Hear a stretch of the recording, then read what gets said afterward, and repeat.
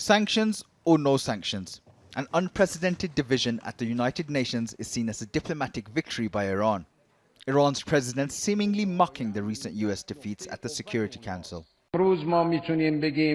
Today we can say the US policy of maximum political and legal pressure against the Iranian nation has turned into maximum isolation for the United States.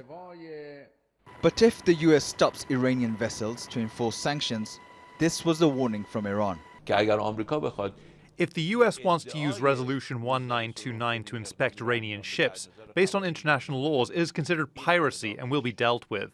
And the United States will be held responsible for the consequences. And it's here any response would likely be carried out. The Strait of Hormuz, one of the busiest shipping routes in the world, with 20% of the world's oil passing through. US warships and warplanes are based in the region, in an already tense environment. Iran's conservative majority parliament is considering further action against the US if they reimpose sanctions. There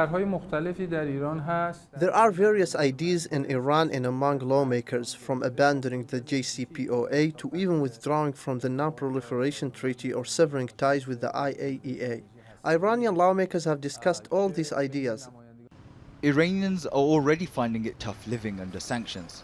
We're working hard from morning to night, but we get nothing, because these sanctions have disrupted life, economy, everything.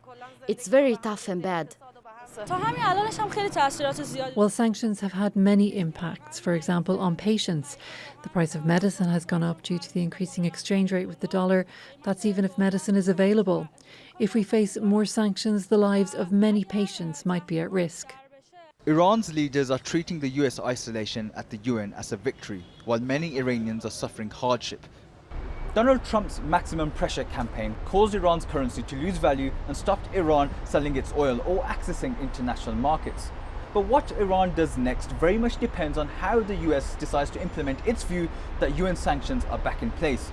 With the US isolated at the UN Security Council and the Europeans wanting to preserve the nuclear deal, in this ongoing diplomatic battle between the US and Iran, Iran believes it now has the upper hand.